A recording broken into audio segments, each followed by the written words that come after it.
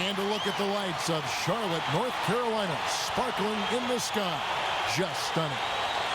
On the road and hungry for a win against an Eastern Conference rival, the Indiana Pacers are ready to go. The excitement of the NBA is on the way. I'm Kevin Harlan, joined by Doris Burke courtside. Next to me, Clark Kellogg and Steve Kerr in the booth. Now a chance to check out our starting lineup. And one of the players we'll be seeing in this one, Michael Kidd-Gilchrist. Well, one thing you'll notice about him right away is that he's the first one to hit the deck on a loose ball.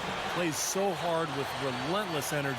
Yeah, that's exactly right. I mean, I feel like whenever we see this guy, his jersey is torn up. He's got bruises all over him.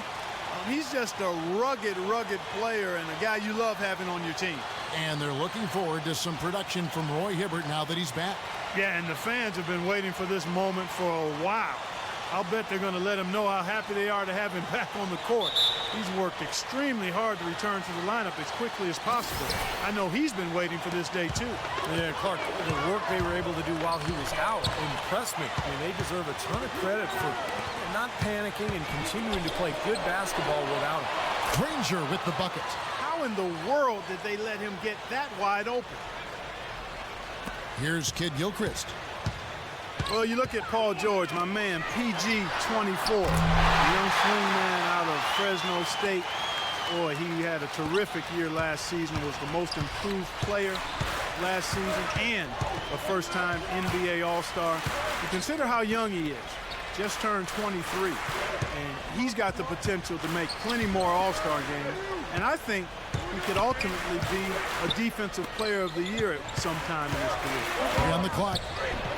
Banked in off the glass. Well, they just gave him 2 points. Defensively, you're going to have to tighten things up here. That's not a good sign. On defense, the Pacers. They're coming off that win against Minnesota. And what that game came down to, guys, was their ability to use that three-point shot so effectively. The work they did on the perimeter was absolutely outstanding. Way too much for that defense to be able to handle. Now Hill, after the missed three by Gerald Henderson. From deep, George. The shot's good on the assist by West. George has got 5 points so far. And for Paul George, the 10th pick back in 2010.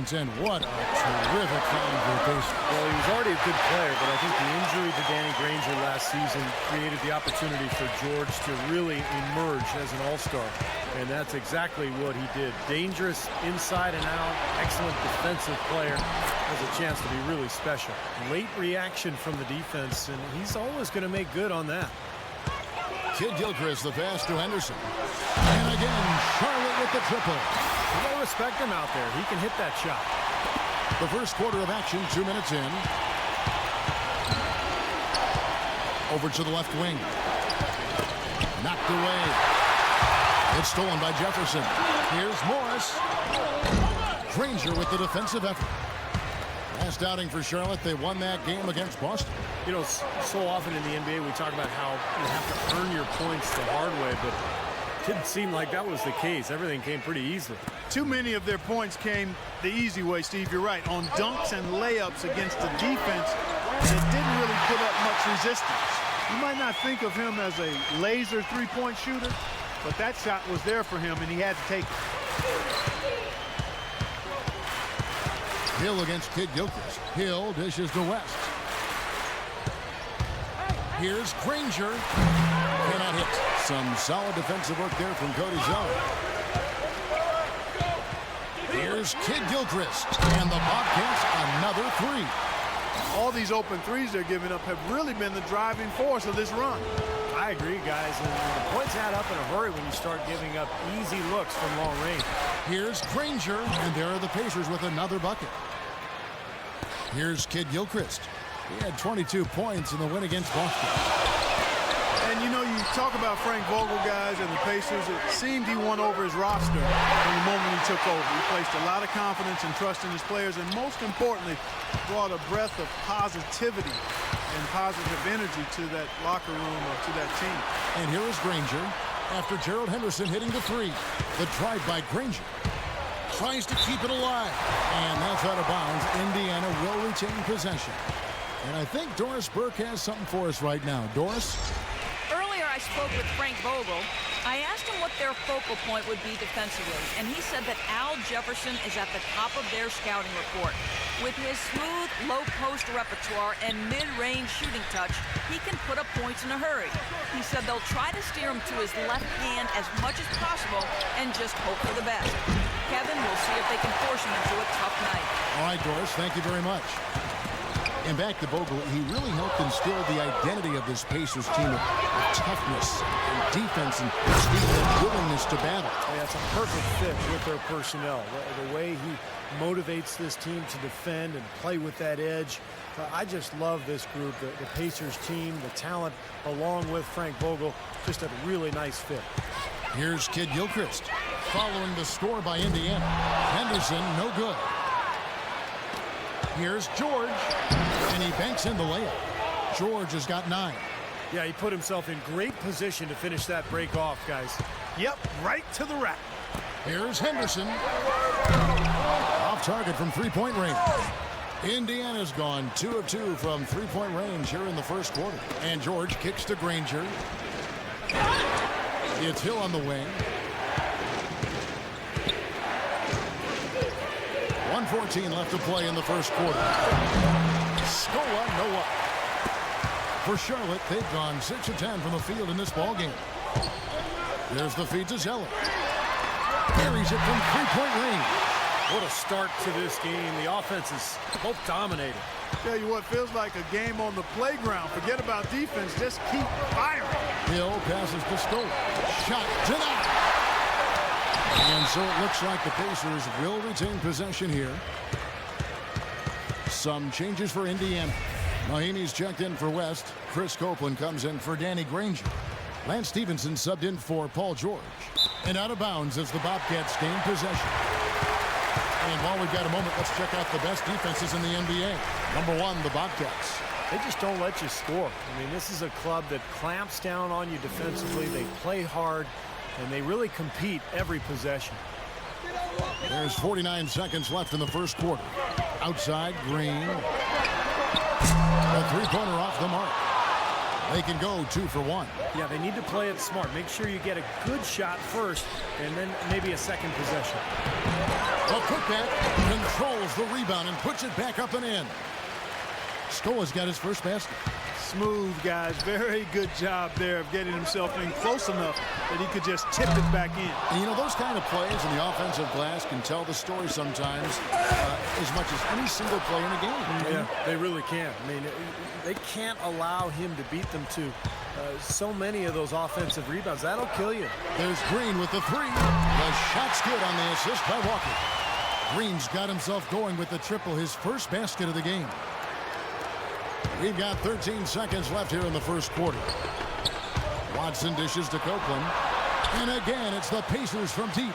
Wow, this has been a thriller. I mean, the way these teams are battling, just going back and forth. Would you like to bet that this game may end on a buzzer beater? How much would you bet? Out of bounds, Indiana takes possession. Where was he going with that pass? I mean, that's just an awful turnover. Well, it's been a high-scoring competitive game through the first quarter of play. Indiana out in front. They're up by 1. Stay with us as we get set to bring you the second quarter right after this.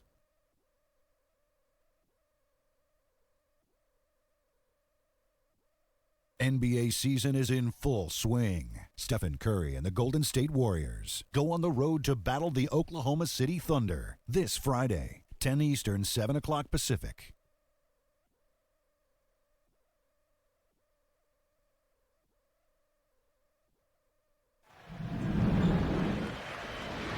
Well, up to this point, a closely contested game as we start the second quarter. And a chance to catch up on some numbers here. The scoring breakdown for the Pacers. Guys, they're really passing the ball well here in the first half. They've established their presence in the paint tonight. Also, a lot of their scoring to this point coming from down low.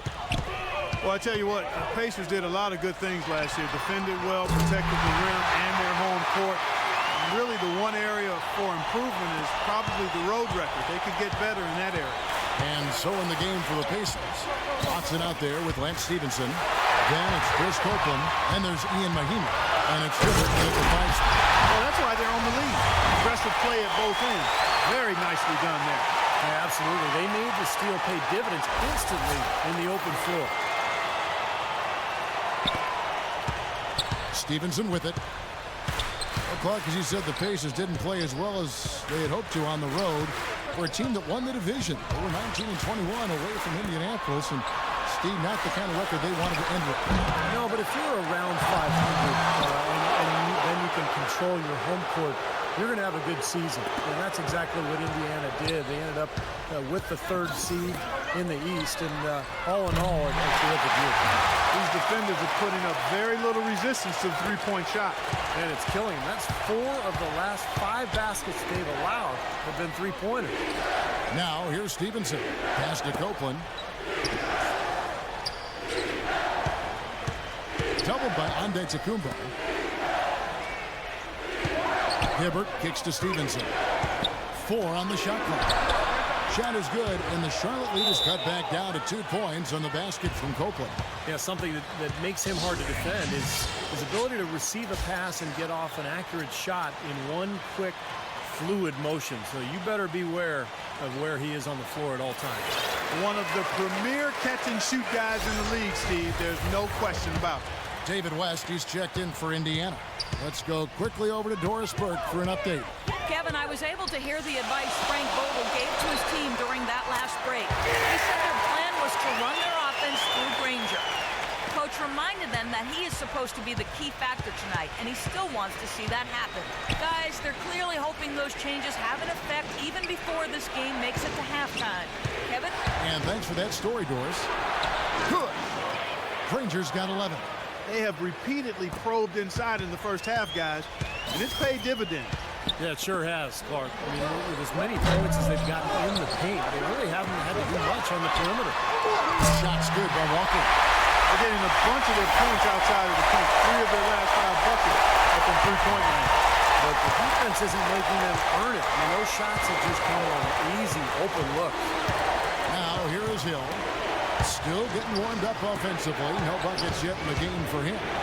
Granger inside the line. Good, and it's Hill picking up the assist. Hill's got 3 assists tonight.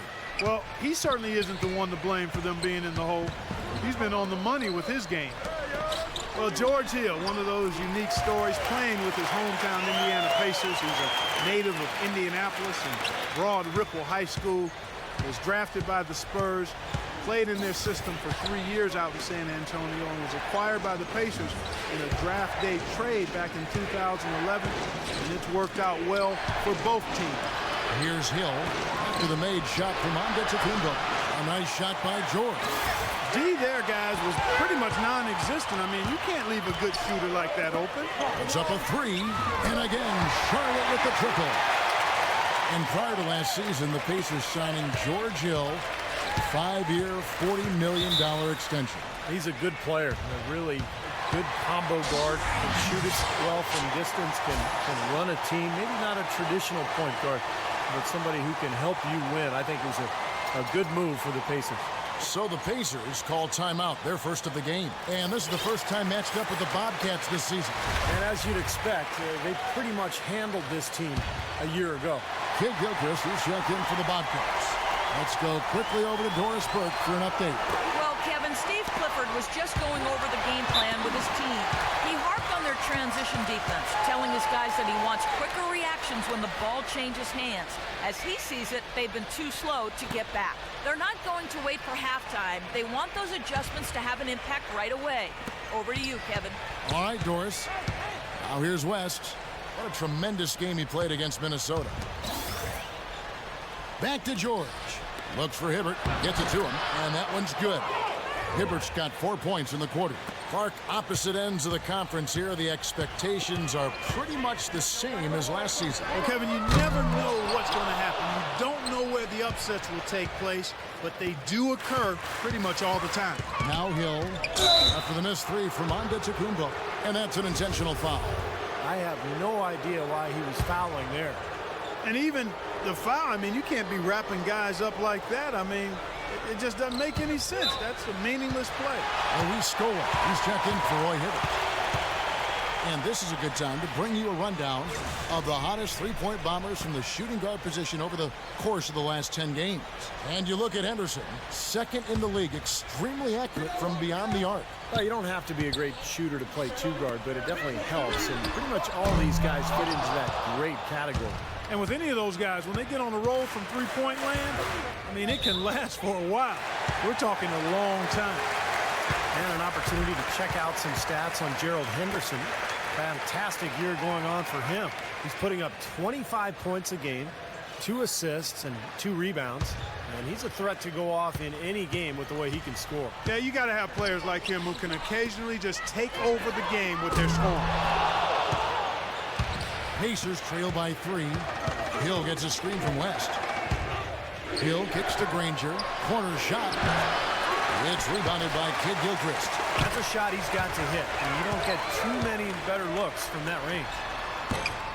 Shot by Zeller, no good. Really high-quality shot there, just a little off with his release. That miss right there will definitely leave him shaking his head. Here's Scola. Good, the assist goes to Hill. Scola's got his second bucket. Well, we've seen that more than a few times, an easy bucket in the lane. Yeah, the interior defense simply has been lifeless. Middleton can't get it to go. Indiana's gone 2 of 3 when they've stepped beyond the arc in the second quarter. Pass to George. Plenty of space. Here's Hill. Rejected by Kid Gilchrist. They recover it. On the wing, Hill. Guarded by Antetokounmpo. It's going to be 2 free throws. Drew contact on the shot. You can talk about a lot of other power forwards around the league, and even though Louis Scola never really explodes for monster games, a lot of his opponents will tell you he's one of the toughest guys to deal with because he's so consistent and has a lot of versatility to his offensive game. And speaking of Luis Scola, 2-time MVP of the Spanish League, didn't come to the NBA until his late 20s, but boy, when he arrived, he made a dent. He was ready to go immediately because of his experience in Europe, where he was a go-to scoring threat. And, you know, he can do a lot of things offensively, whether it was posting up or making that mid-range jump shot. They've owned the offensive glass here in the second. Yeah, they're really trying to make a point of getting inside of the paint and getting after every rebound. Now here's Granger. Picked up 24 points in the last one against Minnesota. Boy, he had it going offensively, just living at the line. Not able to find it here in the second. He's off stride and off track just a bit after that one he had earlier. Henderson and the dunk to finish it off. Beauty. Boy, I love it. Active hands on the steal, active feet on the fast break. And front power on the dunk.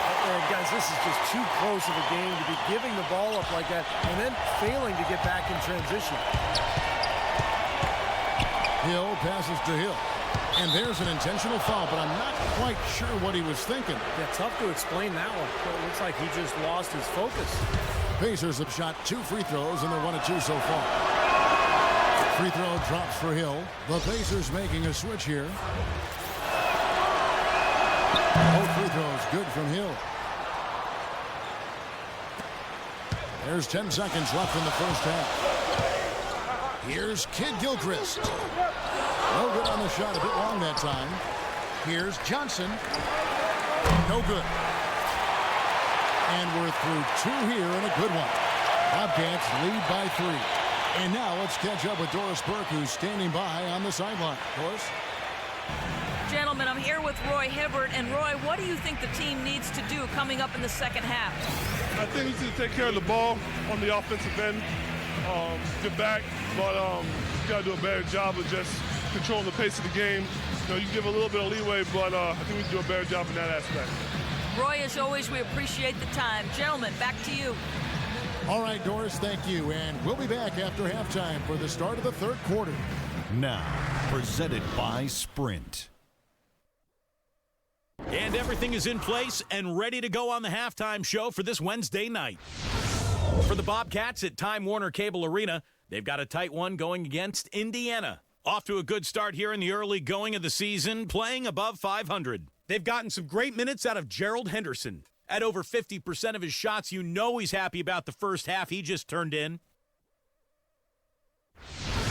And slugging it out so far, the Indiana Pacers. You look at the offensive rebounds, they're creating second opportunities, and that's a key to winning. Some terrific basketball out of Danny Granger. Shooting nearly 70% so far, a gaudy shooting percentage, the MV of everybody playing tonight. And let's look ahead at the games that won't be tipping off until later tonight. Over at Quicken Loans Arena, the Cavaliers will face off against the Heat. A 7:30 Eastern time is tip-off. And another game that's coming up, it'll be the 76ers against the Magic in Orlando. That one gets going at 7 Eastern. And now, a look at the other NBA action. For the Wizards, they'll be up against the Bucks out in Milwaukee. 7 p.m. Eastern tip time is set. That'll wrap things up for me here in the studio. Thanks so much. I'm Damon Bruce. Now let's get back out to Kevin Harlan for the second half of play. The Sprint Halftime Report, presented by Sprint. Welcome back, everybody. The start of the second half getting underway. Both teams battling hard through the first half. Talk about being on his game. Look at the numbers for Henderson. He has 14 points, and he's hit 4 from beyond the arc. A weapon with those three-point shots. Yeah, you said it. I mean, he is using the long-range jumper to deadly effect. We've got Al Jefferson. Michael Kidd-Gilchrist out there with Henderson. Then there's Markieff Morris. And it's Zeller in at the 4 slot. So that's the group out there for Charlotte. Well, for the Bobcats, some tough luck in the lottery the last few seasons. They had the worst record in 12, but they missed out on Anthony Davis. The second worst record last season, but they fell to the 4 pick. And they need so much help, but the lottery fortune hasn't gone their way. Jefferson's shot is off. And this is why you need size inside, the ability to contest shots and force misses. Steve, that's exactly right. Even when you get in close, it's still a tough shot. And Doris Burke has a report for us from the sideline. Hi, Kevin. With the signing of Al Jefferson this summer, the Charlotte Bobcats have acquired the best low-post scorer the team has had in its 9-year history. Jefferson is a gym rat who's happy to take younger players under his wing, as he showed when he was in Utah. Guys, for a team that has been in rebuild mode, the Bobcats take a big step towards respectability. But nowhere to go but up. Thanks, Doris. Well, we'll see if in a new city, a new situation, he's able to take that next step. And Clark, you mentioned the struggles last year for the Bobcats. Last season, the worst defense, second worst in rebounding, and Steve, the third worst in offense. They just didn't have enough talent. It's been a long struggle for this team the last few years, and the roster is starting to grow. It's starting to build, but there's still a lot of work to be done in Charlotte. Charlotte calls timeout. You know, in order to win your division, you have to be able to win games against the rest of your conference, and that's exactly what Indiana did last season. A tough team in a tough division, and they gave no ground to other teams in the East.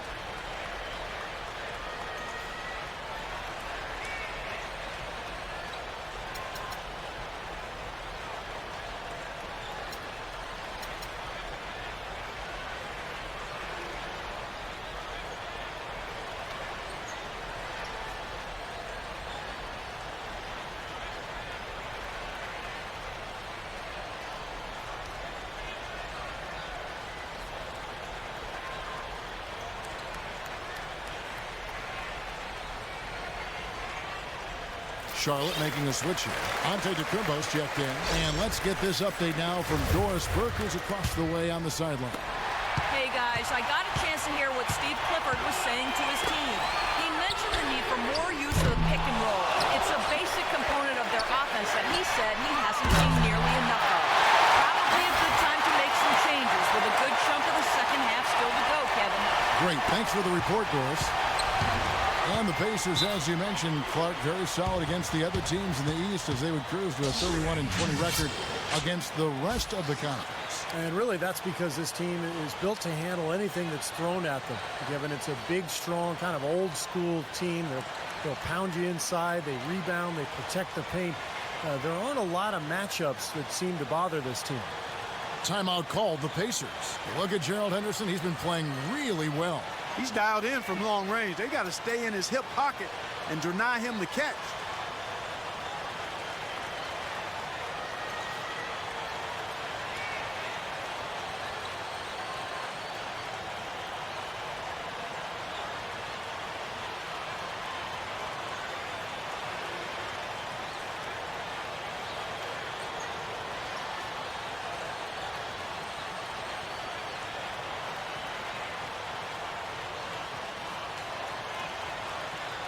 Chris Middleton's checked in for Kid Gilchrist. And now let's take a look at a very well-rounded group of players. Shooting guards who can rebound with the big boys. Paul George on top. And you know what he gives away in terms of size to other big men down low, he makes up for with his agility and determination. That's what makes him such an outstanding rebounder. Yeah, I'd like to go back to one thing you said there, Steve, is determination. You can't be as good a rebounder as he is from a two-guard spot without significant determination and effort. And he brings it every night. Pacers trail by 6. Stolen. And we're just around 2 minutes into the final half of play now. Here's Henderson. And again, Charlotte with the triple. And they've set up countless buckets off assists. That's a huge part of what they've been doing here today. A lot of dime dropping going on out there, Steve.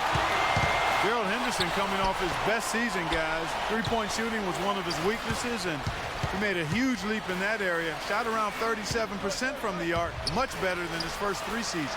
Hibbert gets the bucket. Guys, they've had a solid start to the second half offensively. Gotten good looks, and they've made 3 out of 4 of them. Charlotte leading by 7. Middleton dishes to Henderson. And he can't extend the lead to double digits. Well, going back to Henderson and the three-point shot, despite his improvement, not one he leaned on that heavily. Well, that's smart, because if you're not a great three-point shooter, you've got to be very selective. And more often than not, Henderson would shoot the corner three but avoid the longer ones. That's a sign of maturity. It's a sign of a player who understands his limitations. Well, they've gone on this run, and ball movement has been a big key.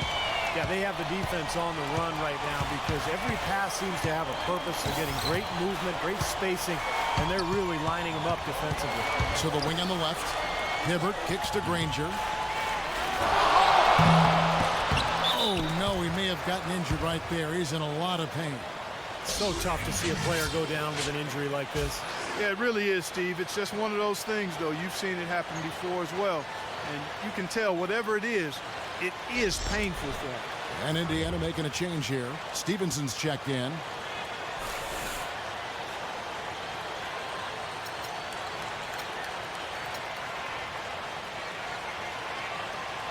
Zeller, he's checked in for Charlotte.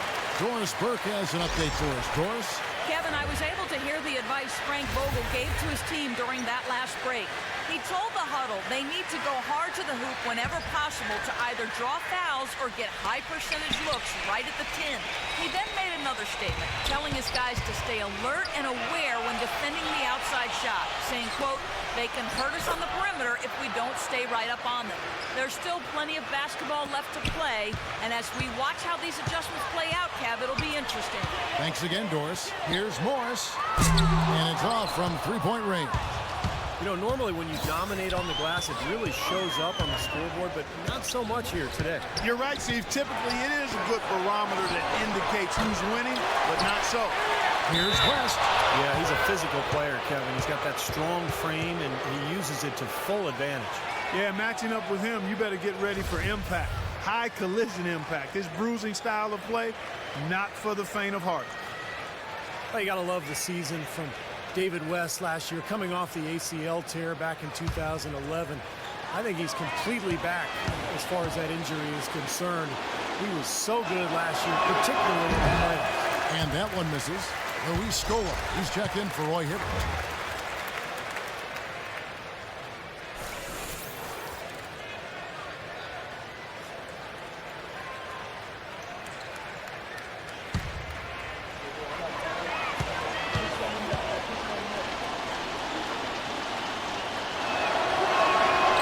Sinks the second. Here's Middleton. He's got 5. It's tipped. Left side, George. Shot is good off the back rim and in. George has got 4 points this quarter. And David West, Clark, a locker room leader for the Pacers last season, helped lead them all the way to the Eastern Conference Finals, and a guy I know that you greatly admire. Oh, my goodness. Love the way he does his work. I call him Real Deal 21. There's nothing fluffy about what he gets done, and he's so smart and so savvy in how he approaches the game, and really a lion in the locker room for the Pacers. That's why that team is so tough in many ways, particularly defensively. You're going to be waiting a long time if you're waiting for him to miss that when he's that open. Here's Henderson. And Charlotte again with the bucket. Well, he's found his game and his rhythm this quarter. He's gotten into a nice groove. Pacers trail by 7. Hill with it. Now defended by Antetokounmpo. And the shot is good. That's 7 points for David West. You can see that they're not as aggressive from the three-point arc. They had far more attempts in the first half. Lets the three fly. And again the triple for Morris. And the Bobcats lead by 8. This defense is giving their shooters free rein to operate from behind the arc. That's right. I think it's time for them to start closing down. You've got to run shooters off that three-point line. Now here is Hill. He's had some playing time, but no scoring yet from him. You know, passing the ball well on the perimeter has really opened things up offensively for this club. Steve, it makes the game easy. I mean, 10 straight points off assist. That's impressive, but it's easy when you move the ball. The shot's good on the assist by West. And now it's just a 4-point Bobcat lead. I'd say that fast break went according to plan. Yeah, it sure did. A good job getting it started and a better job finishing it off. And he continues to shoot well after that blazing first half. Indiana's gone 5 of 10 from downtown tonight. 50% exactly. Now here is Hill. Covered by Middleton.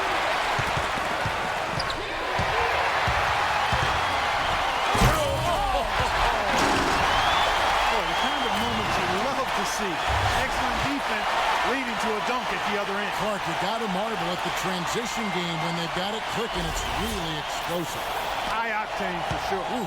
Yeah, turning defensive pressure into offensive opportunities. That's what it's all about. Special thanks to Kia for that sweet Kia Slam Cam replay. The points coming in bunches as we wrap up the third quarter. It's been a good one. Bobcats out in front, up 9.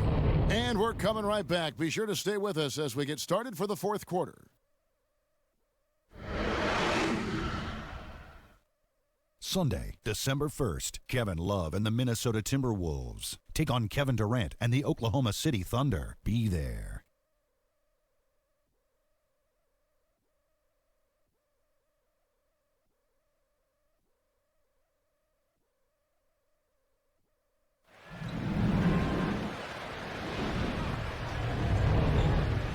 And here now is our State Farm assist to the game, and Steve coming earlier on a three-pointer. Yeah, we've seen a lot of good passes tonight, some on the interior. This one on the outside, setting up his teammate perfectly for that three-point look.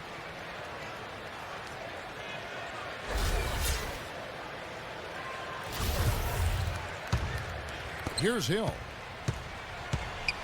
And a look at the 5 for the Pacers to start the fourth quarter. Paul George is out there with Scola. Then it's Johnson, then it's Roy Hibbert, and it's Hill in at the point guard.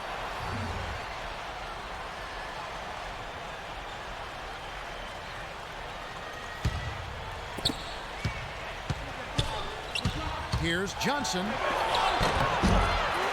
Rebound by McRoberts. That's kind of a shocker. The defense was there, but it wasn't right in his face. Kind of out of character for him to miss those. Moment here now for an injury report. Now an update on Danny Granger from our Doris Burke.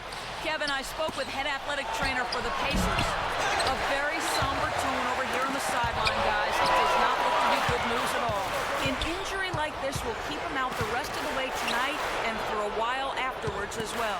All right, Doris, really appreciate you finding out how he's doing.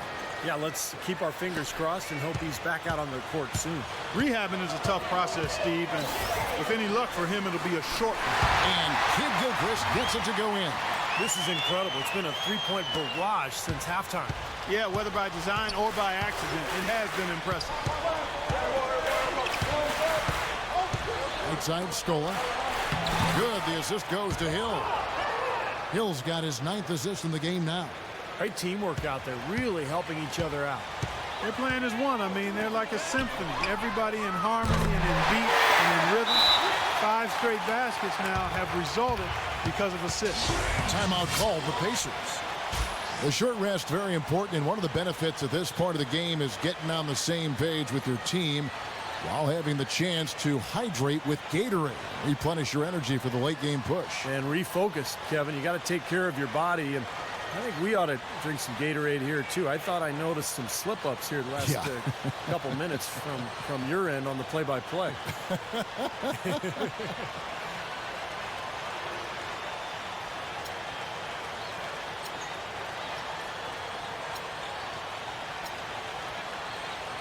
Charlotte making some changes. Markieff Morris is checked in for Josh McRoberts. Zeller comes in for Green. And Antetokounmpo subbed in for Gerald Henderson. Let's go quickly over to Doris Burke for an update.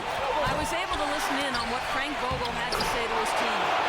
He is not happy with the sloppy play offensively, saying, listen, let's make the simple play. Take care of the basketball. We can't afford to waste any possessions. Guys, can they clean it up? That's not his shot at all. Way too far beyond his range. Kicks to George. It's back to Hill. Hands it from downtown. And this game is really heated up. I didn't think it could get any more high scoring than it already was. Well, there's always room for more offense, Steve. You know that. Jefferson's shot is off. Pacers trail by 6.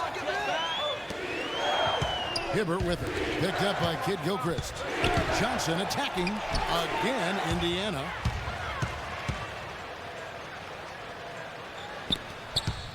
Charlotte's gotten off 4 3-pointers in the final quarter, and 2 of them have fallen.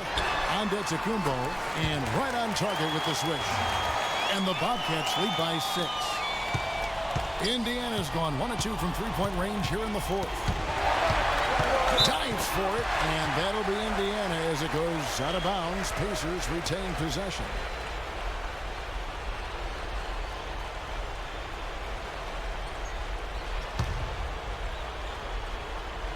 Charlotte on D. They've led by as many as 11 points. Ball's knocked loose. It's stolen by Jefferson. Moves on to Tacumbo.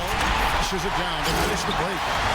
Now, that was an incredible reverse throwdown right there. Tremendous body control. I'd even go as far as say, Clark, that was a punctuation dunk. I can feel that. Sending a message. Yes, a message and put it on the highlight reel for later. And he lobs it up toward the rim, trying to go for an alley-oop, but excellent defense and anticipation there to stop. Rips down the breakaway slam. Guys, that's simply superb. Ball pressure, a run out, and then a dunk in transition. Exactly, Clark, what they want. The aggressive defense to lead to. Yeah, points in transition. That's why you want to make the other team feel uncomfortable handling the ball, because you can get easy points out of it at the other end. That one's good, and the Bobcat lead is cut down to 7 on the bucket from Johnson. Boy, I tell you what, he loves getting looks like that from the three-point line. No one near him. That's a warm-up jumper for him. We've played just over 3.5 minutes now in the 4th quarter. Hill kicks to Johnson. He feeds it to Hibbert. Back to Johnson. Lots of room. Great positioning on the putback. And it's 8 points for Roy Hibbert. Relentless on the glass is what he is, and that tip-in was the result of all the hard work he puts in down low. Charlotte calls timeout.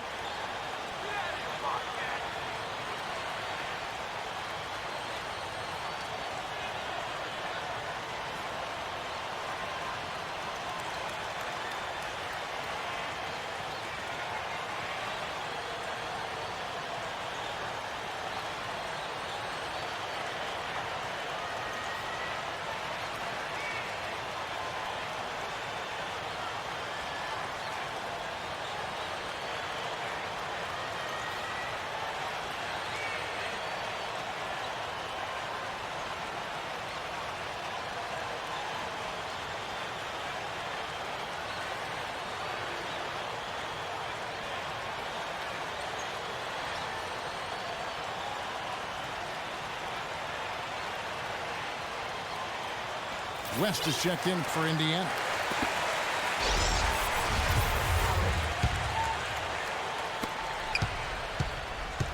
Clark, they can burn some clock if they want to. Yeah, and maybe buy a little oxygen while they're doing it. Check out the bounce. Bounce to the ounce. Clark, how about that? Yeah. All right, showing them off right there. Good move. What does that even mean, Kevin? Bounce to the ounce?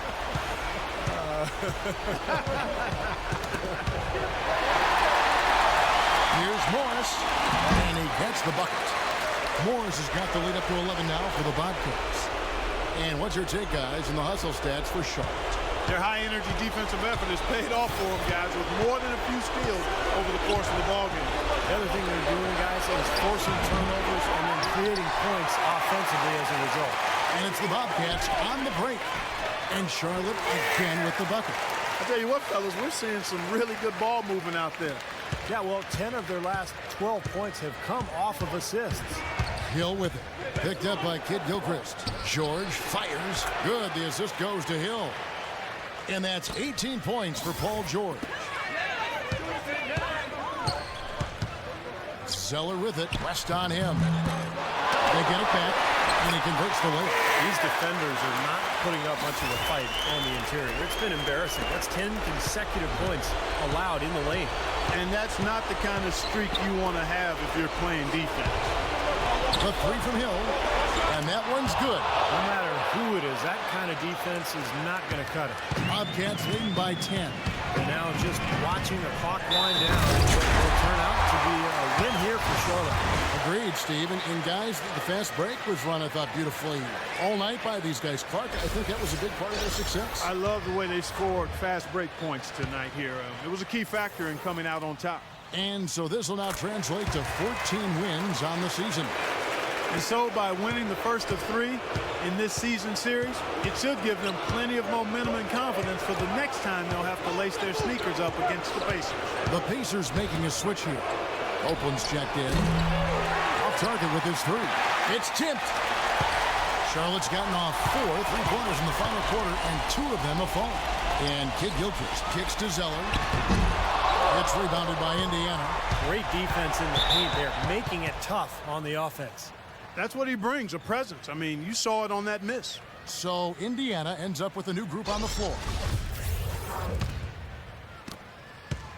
Indiana's gone 3 of 5 from beyond the arc since the final quarter's gotten underway. Indiana again missing.